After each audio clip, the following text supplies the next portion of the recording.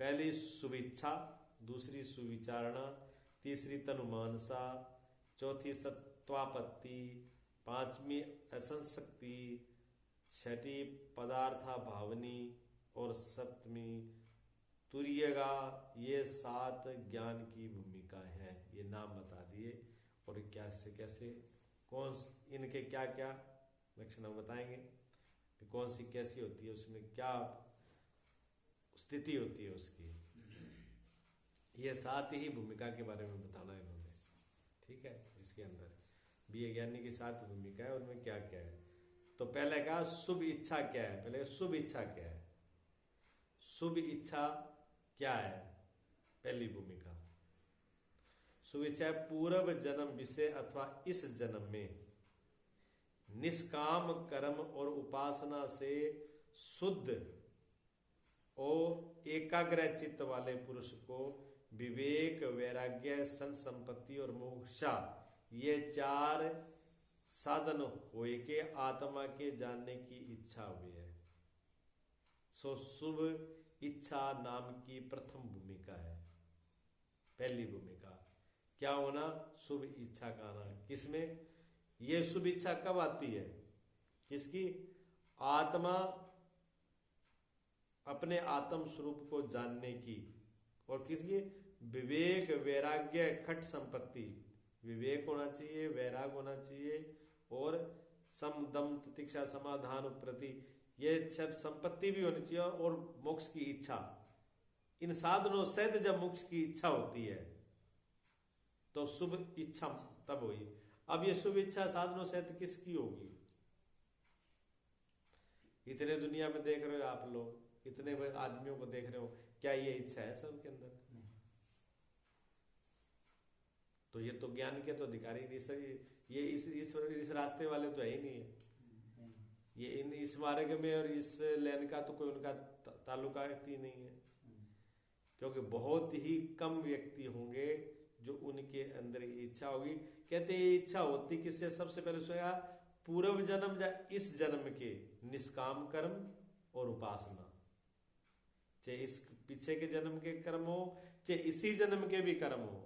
वो कौन से निष्काम, जो बिना कामना के जो अच्छे कर्म किए गए हैं, जो भी दान पुण्य यज्ञ हवन पूजन पूजा पाठ जो भी किया है, गौ सेवा, औरों की सेवा, दुखियों की सेवा, जितने भी शुभ कर्म किए आप बिना किसी भावना के, बिना किसी बदले के, बिना किसी मन में फल की इच्छा के, इस भाव से जिस व्यक्ति ने ये किया हो, और उपासना कहते हैं सुमरण भजन, जिसने खूब भजन किया है, खूब सुमरण किया है, खूब भक्ति की है, जिसने खूब भक्ति की, स्मरण किया, भजन किया, वो व्यक्ति के अंदर ये साधन आते हैं। कौन से? विवेक वैराग्य।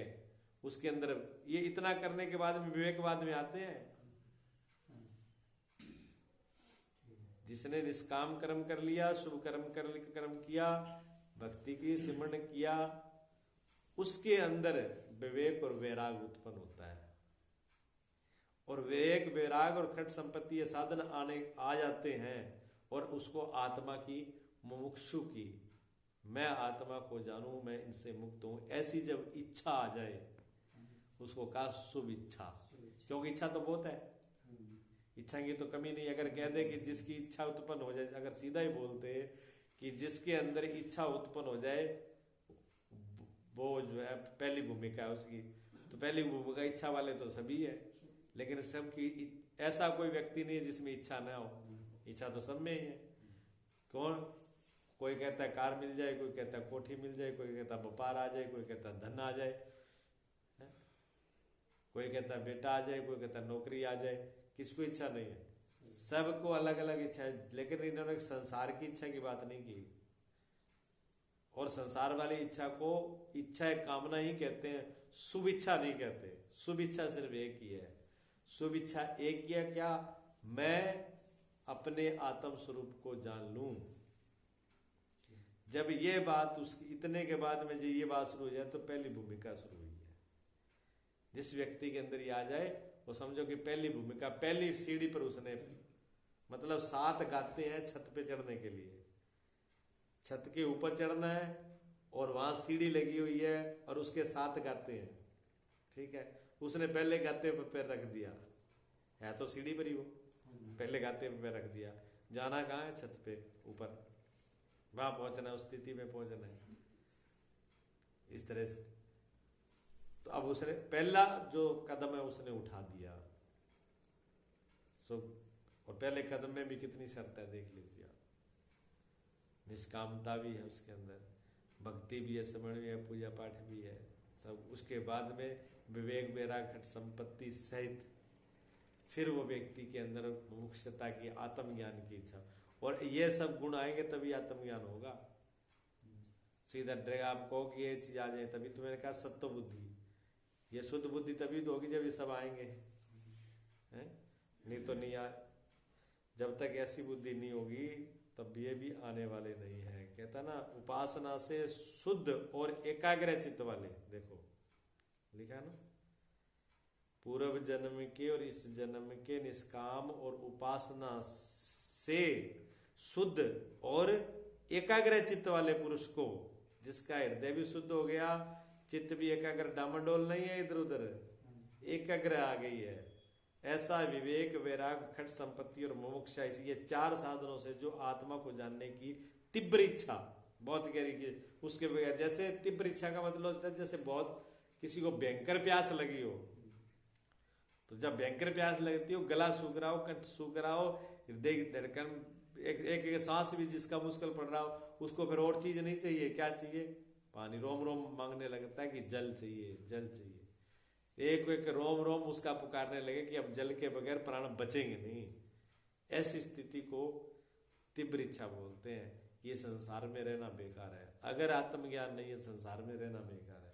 अगर उसको पाया नहीं तो संसार में रहना ही बेकार है। संसार, ये जीवन ही बेकार है जिसको ऐसा दिखने लगे और सारे काम फीके पड़ जाए और ये काम भी मुख्य हो जाए, ये उसका रास्ता है। हमारी क्या स्थिति है? हमारी स्थिति तो यह है भी और काम कर लो, टाइम बच गया तो ठीक है, आत्मज्ञान भी कर लेंगे। आत्मज्ञान कहीं भागे जा रहा है, सत्संग कहीं भागे जा नहीं रहा, आत्मज्ञान तो कहीं भागेगा नहीं। पहले और काम तो निपटा ले, ये तो जब जी चाहे तब कर लेंगे, आखिर मरते टाइम में कर लेंगे, नहीं तो गरुड़ पुराण तो बाद में सुनाई देंगे, उसमें तो कोई कमी नहीं है। और जो गला रुक गया, सांस औखे हो गए, मरने में तकलीफ हुई, सांस निकलने में तकलीफ हुई, तो लड़के गीता सुना देंगे, हैं? तो कल्याण तो ही जाना है, उसमें क्या है? तो जिसकी ये स्थिति है उसके लिए ये ज्ञानी है। ज्ञान उनके लिए नहीं, ज्ञानियों के लिए रास्ता ही है शुभेच्छा। शुभेच्छा का होना बड़ी बात है, पहली भूमिका है। चल पड़ा, चढ़ गया उस रास्ते पर, सीढ़ी पे चढ़ चुका है, भैया पे पैर रख लिया उसने। दूसरी भूमिका क्या कहते हैं? दूसरी भूमिका कहते हैं सुविचारणा। दूसरी में पहले शुभेच्छा, फिर सुविचारणा। सुविचारणा कहते हैं आत्मा के जानने की तीव्र इच्छा से। अब पहले में तो पूरे साधन सहित बिल्कुल भक्ति करके, निष्काम सेवा करके सब चीज उसके अंदर, और तीव्र इच्छा है उसके अंदर, इतना पैदा हो गई। अब उस तीव्र इच्छा को लेकर के किसको? आत्मा को जानने के लिए ब्रह्मनिष्ठ गुरु के पास विधि पूर्वक शरण में जाए, विधि पूर्वक सदगुरु की शरण में जाए, उस इच्छा को लेकर के। सदगुरु के पास जाने का अधिकारी कौन है? जिसके अंदर मुमुक्षुता की, आत्मा को जानने की, आत्मज्ञान जानने की तीव्र इच्छा है, वो जाए और वो वही प्रश्न करेगा। ये नहीं जाए जाके कहेगा जी क्या करें, भैंस दूध नहीं दे रही है, जो गाय दूध नहीं दे रही है। सदगुरु भैंस और गाय के दूध के लिए नहीं बैठे हुए, वो तो आत्मा के ज्ञान के लिए है। प्रश्न किया जाए तो आत्मा का किया जाए, लेकिन प्रश्न भी उनके पास जाए करेंगे तो कौन सा, जो जिससे कोई लेना देना नहीं है। चर्चा भी होगी तो ऐसी होगी जिससे कोई मतलब भी नहीं है, तो उसके लिए सदगुरु नहीं होते हैं।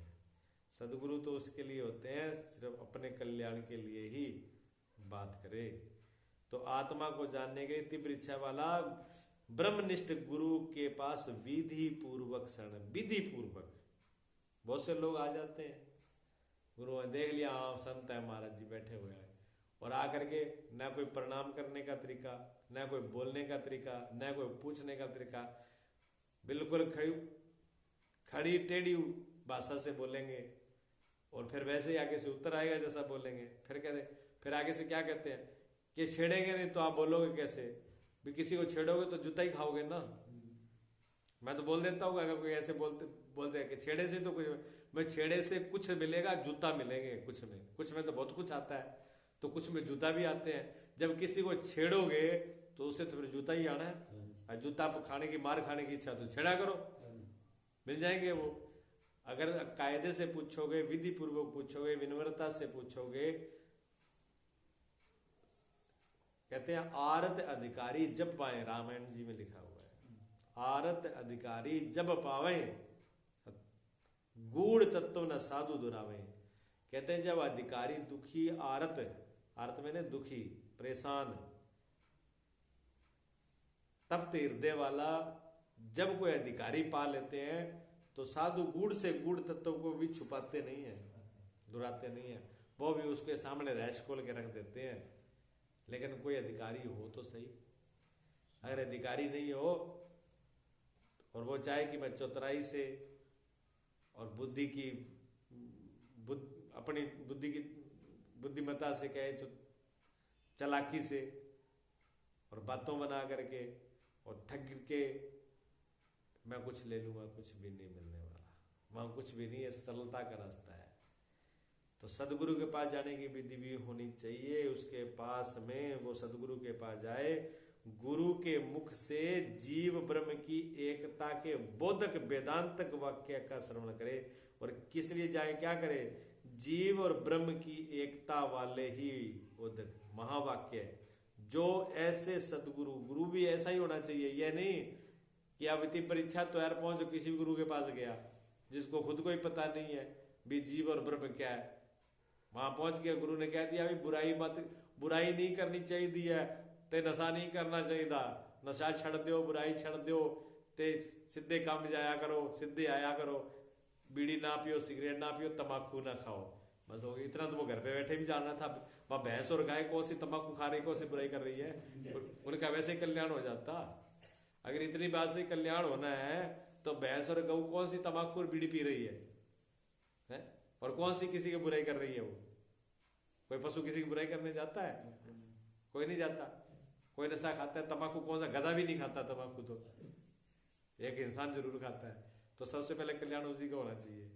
इसका मतलब ये नहीं खाए लोग, पर इतनी बात तो आदमी हर कोई जानता ही है भी ये बुरी चीजें हैं, इनको त्याग दें। और इतना ही गए और इतना ही ब्रह्म ज्ञान गुरु ने दे दिया और बोलो के हा बड़े गुरु जी ने बड़ा कुछ दस्या, बस उत्थे गए सी ते शराब छड़ती, उस तो बाद आप पिंदे नहीं। हाँ, बहुत बढ़िया कर, बहुत बड़ा काम करिया है, बहादुरी का काम कर लिया तुमने, एक गढ़ जीत लिया। तेरे जैसा तो महान पुरुष मिलना ही मुश्किल है। क्यों? तू शराब छोड़े है ना, जिसको कुत्ता भी नहीं पीता, ऐसा काम करके आया है तू। ये आदमी की जब तक अकल रहेगी उनके लिए ब्रह्म ज्ञान नहीं है। आदमी की अकल इतनी क्या है। और ऐसे ही गुरु खोजता है, फिर ऐसे गुरु मिल गया, थापी रख दी, वाह मैं आशीर्वाद दे दिया, बस सब तेरी बल्ले बल्ले है, हो गया काम, कल्याण उसका। ये सब झूठे दिलासे होते हैं, उससे काम नहीं चलेगा। सदगुरु कैसा चाहिए? जो आत्मा और परमात्मा, जीव ब्रह्म की एकता करवा दे कि तुम ही परमात्मा, तत्तमसी, तत्व और तुम के पद महावाक्यों के द्वारा, वेद के द्वारा, अपनी ब्रह्म विद्या के द्वारा आपको भी ब्रह्मवेता बना दे, आपको भी आत्मज्ञान करा दे, आपको भी सारे बंधनों से मुक्त कर दे। वो सदगुरु है, ब्रह्मनिष्ठ सदगुरु बोला है। ब्रह्मनिष्ठ एक ब्रह्म के अंदर ही परिपूर्ण निष्ठा स्थित है, जो एक ब्रह्म के अलावा जिसको कुछ भी नहीं है, ऐसा सदगुरु। सिर्फ मंत्र तंत्र वाले नहीं कि गए कि फूंक मार दी, झाड़ा गाल दिया, मंत्र तंत्र कर दिया, कर दिया, सिर पे मोर की पांख झड़का दी, हो गए जी। गुरु जी तो बड़ा कल्याण कर दिया। वो गुरु जी कल्याण नहीं करेंगे, लेकिन हमारी इच्छा ही ऐसी है तो गुरु जी क्या करेगा? बुद्धि का। तो ऐसे बोधक तीस से श्रवण किए अर्थ को आपके मन विषय घटाने वास्ते अनेक युक्तियों से मनन विचार करना, यह सुविचारणा नाम की ज्ञान की दूसरी भूमिका है। फिर वो श्रवण किया गुरु से श्रवण करके वो जो गुरु से सुना है वो तो सुना ही है, और भी उसी के साथ की ही युक्तियां अपने मन के अंदर घटावे कि हाँ गुरु जी ने ये कहा था, ये युक्ति यहाँ भी, ये चीज इसमें भी लागू होती है, ये बात यहाँ भी लागू होती है, ये जो गुरु जी ने बोला था वो बात वेद में भी लिखी है, शास्त्र में भी लिखी है, ये बात यहाँ पर लगती है, ये बिल्कुल सत्य है। बार बार उन्हीं का चिंतन, उन्हीं का चिंतन, उन्हीं का चिंतन करना, ये सुविचारणा नाम की दूसरी भूमिका है। जब ऐसे हो जाता है, आप पहले में तो क्या उसके अंदर सुविच्छा करी उसने, सुविच्छा में क्या क्या किया, जो शुभ कर्म किए, उपासना की, भक्ति की, विवेक वैराग सठ संपत्ति और मोक्ष की इच्छा, अब ये तो उसके अंदर उत्पन्न हो गई पहले वाले के अंदर, लेकिन वो घर पे बैठा ये इच्छा ही कर रहा है, तड़प रहा है, घर से बाहर नहीं निकल रहा, घर के बाहर नहीं निकल रहा है, इच्छा उत्पन्न हो गई उसके अंदर भी मैं मेरा कल्याण करूं, वैराग भी हो रहा है उसको, थोड़ी थोड़ी अकल भी आ रही है, लेकिन वो घर से बाहर, घर में बैठे ही बस कर रहा है। हाँ सोचा तो मैंने ही था मैं भी जाऊं गुरु के पास, मैं भी उपदेश लूं। अब जो घर पे बैठे ये सोच रहा है कि मैंने भी सोचा था मैं गुरु बनाऊंगा, गुरु जी के पास जाऊंगा, मैं उपदेश लूं, उसके पास तीव्र इच्छा कहाँ है, तीव्र शुभेच्छा है नहीं, तीव्र इच्छा होने के बाद ही तो शुभेच्छा होगी।